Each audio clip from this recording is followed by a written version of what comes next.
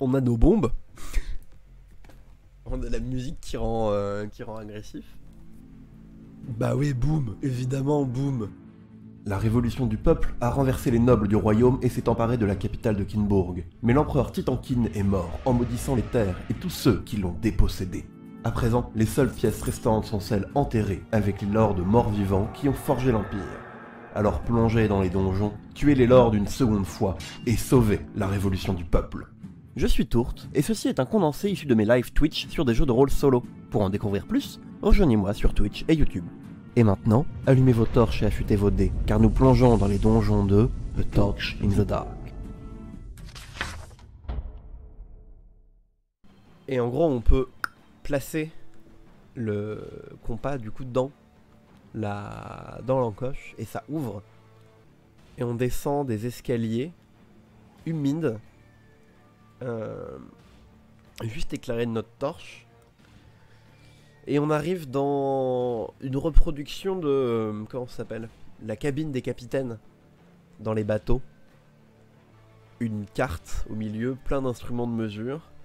Et ce capitaine, en habit de capitaine, en habit d'apparat même, je pense, qui est étalé sur la table.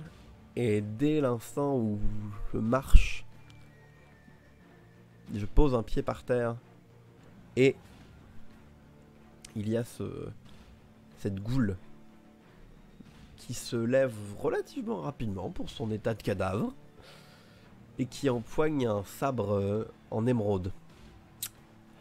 On va utiliser la magie obscure qu'on a appris bon gré mal gré dans les donjons pour essayer de s'en sortir.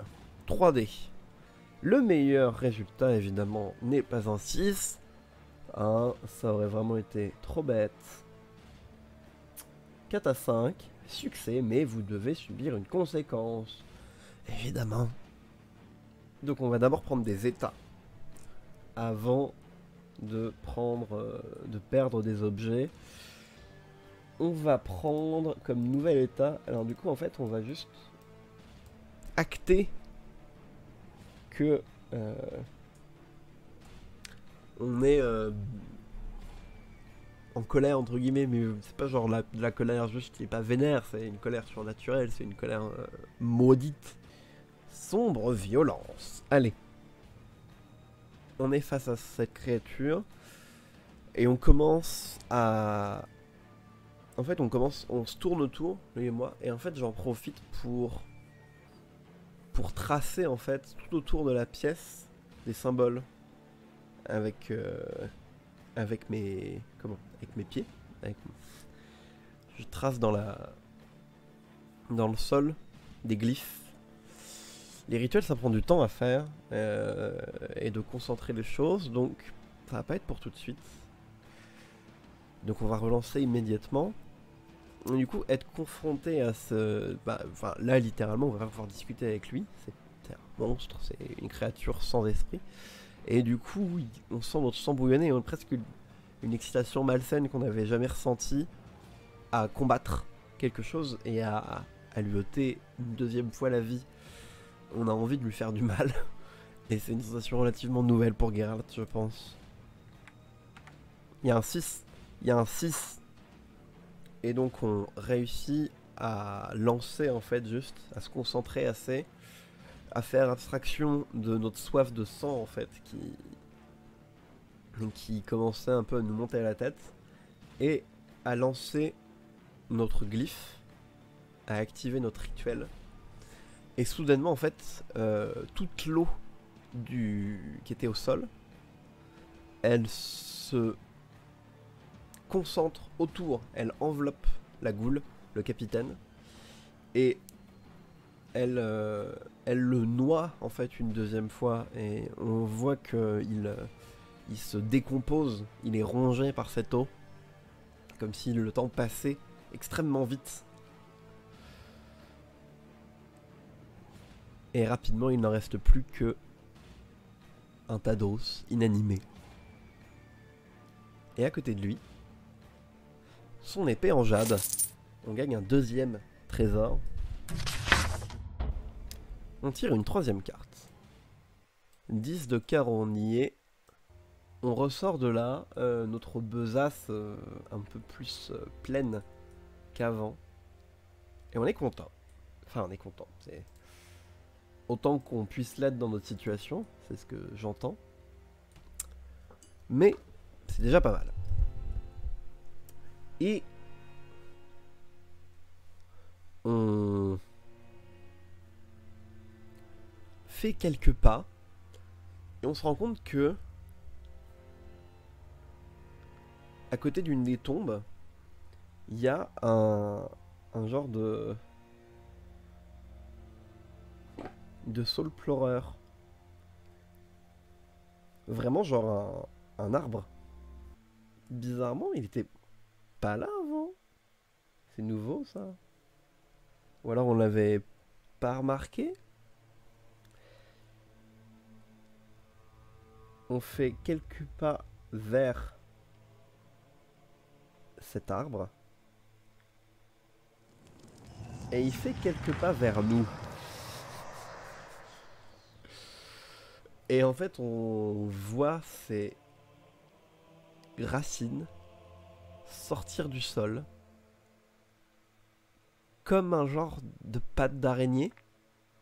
Et en fait, il y a les branches qui tombent d'un saule pleureur, je sais pas si vous voyez, qui se redressent en fait comme pour venir nous chercher. Et du coup, on se retrouve face à ce truc-là au milieu des tombes. À part athlétisme, je pense que... Ouais, non. On va fuir.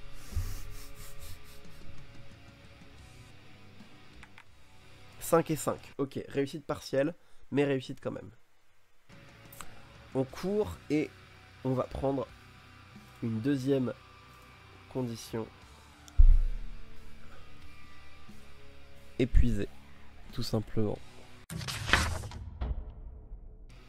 Donc maintenant,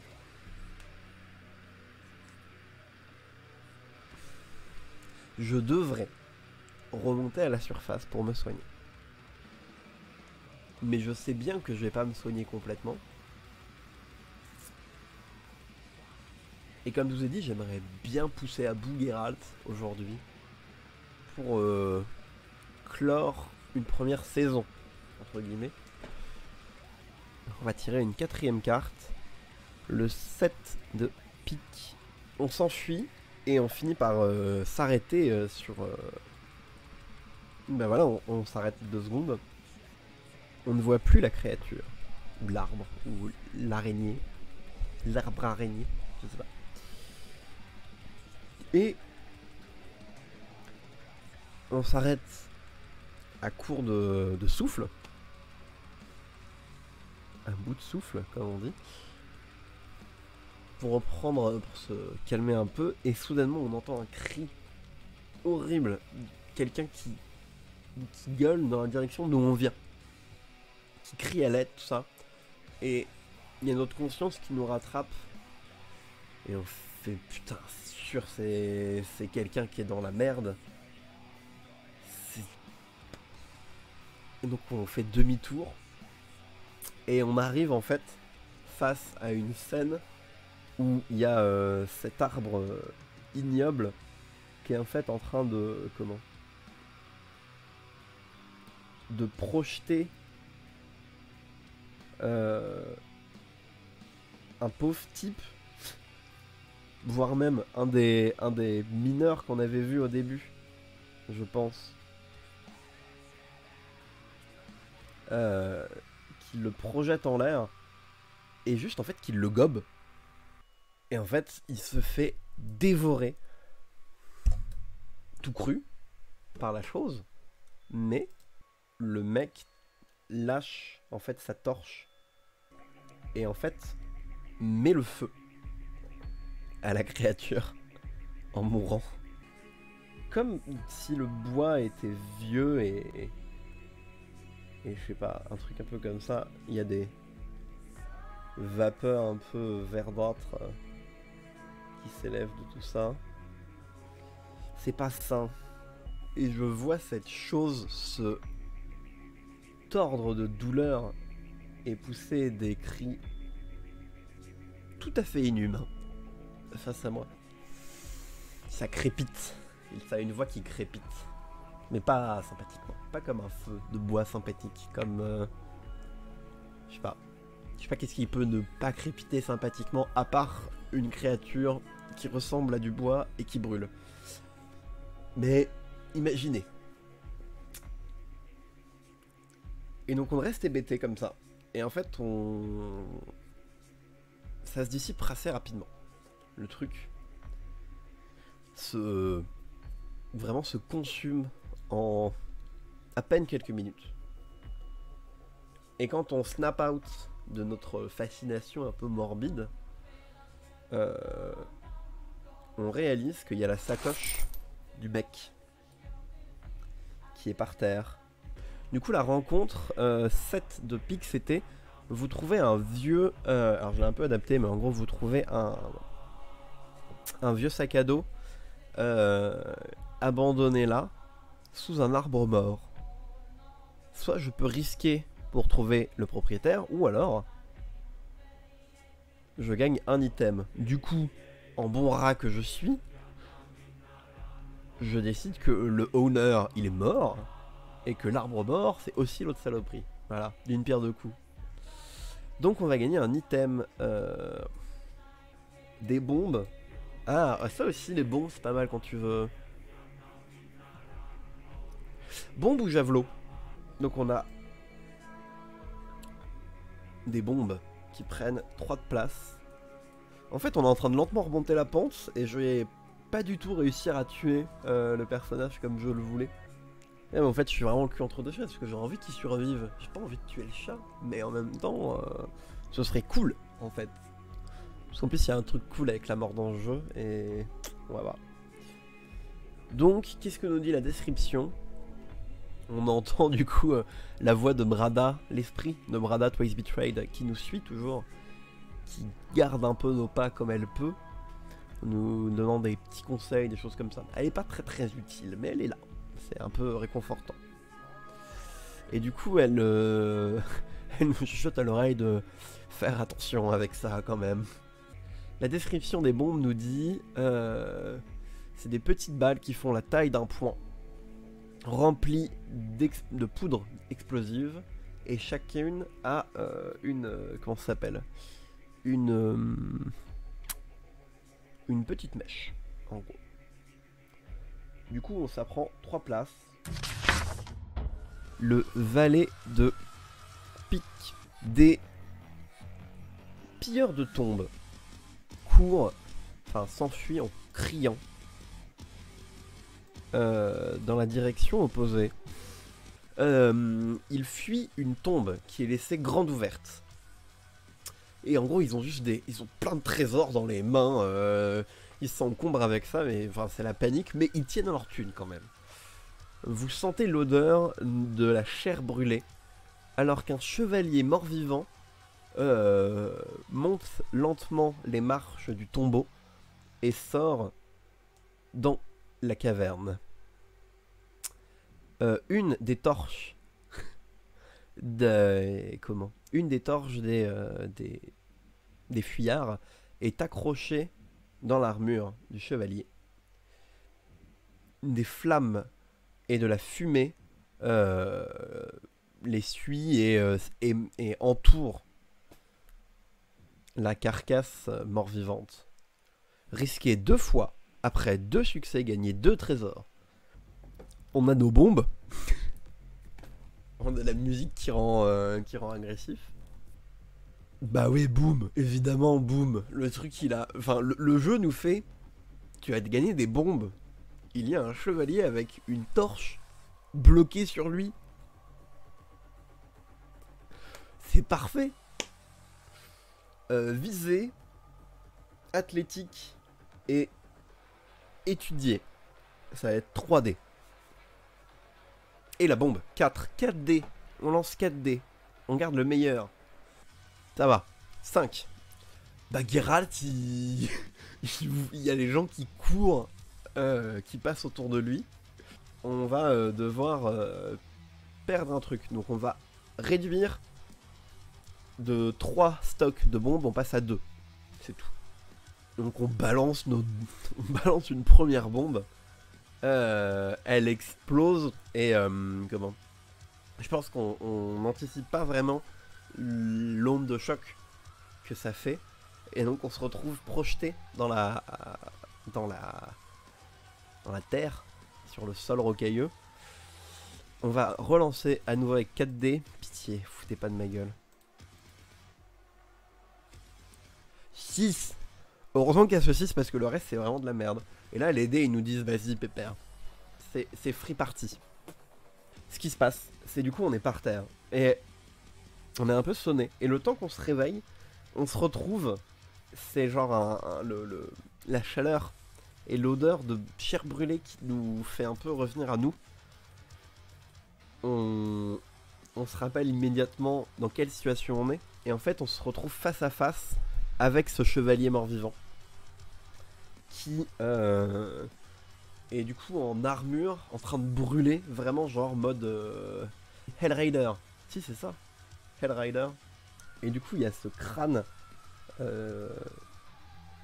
avec des dents surnaturellement acérées qui s'approche de nous avec son haleine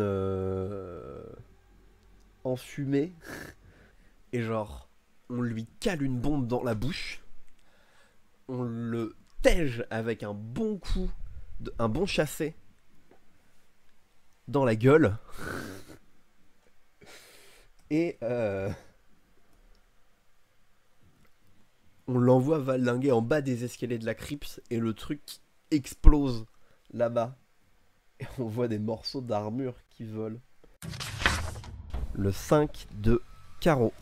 Ah putain, mais on reste tellement dans la thématique. Trop drôle. Donc les mecs se sont enfuis.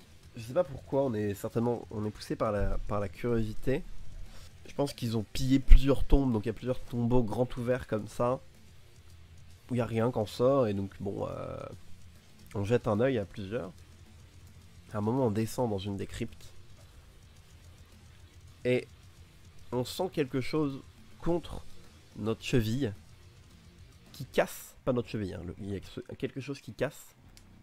C'est un fil. On vient d'activer un piège. 5. Échec partiel, enfin réussite partielle. Donc on va perdre une bombe, à nouveau. Je pense juste qu'on saute en avant, quoi. Et on échappe de peu à la déflagration. Il y a du coup ces bombes, il y a quelques... À peu près là, quasiment tout notre stock en fait qui tombe. Donc ça va rajouter à l'explosion. Il n'y a rien à en tirer du coup de cette crypte. Mais bon, voilà. On est en vie. Et c'est déjà beaucoup, je le dis à peu près à chaque session. Le 2 de carreau. J'aimerais bien avoir un truc qui nous soigne. C'est pas encore le cas, spoiler. C'est ça qui est cool avec le JDR et les JDR solo, les trucs un peu aléatoires et tout, c'est quand il y a tous les éléments qui cliquent bien les uns dans les autres, que tu arrives à avoir un fil conducteur, limite comme si c'était prévu, j'aime trop. On a à peine le temps de se relever et genre de... Il y a nos oreilles qui sifflent, comme dans les films, on n'entend que ça. Et il y a un peu de poussière qui nous tombe dessus. Du coup on relève la tête. Et en fait on se rend compte que le plafond est en train de s'écrouler. Avec toutes ces explosions forcément. C'est la merde. C'est la merde et il va falloir courir. 5, réussite partielle. Mes bombes, on les aura bien utilisées, mais on perd des bombes, écoute. Voilà, c'est tout. C'est ça ou le chat. Et on est d'accord qu'on ne veut pas perdre le chat. Voilà. Qu'on laisse derrière nous nos dernières bombes. Où est-ce que nos pas vont nous mener? 3 de trèfle. On court, on fuit. Et en fait, on sent le sol qui commence à se dérober sous nos pieds. Du coup, il y a des énormes rochers qui s'écroulent derrière nous. Et ça crée des crevasses de partout. Il y a des... Vous savez, les genres de vieux... Des piliers de roche qui s'écroulent derrière moi. C'est un peu l'apocalypse. Hein.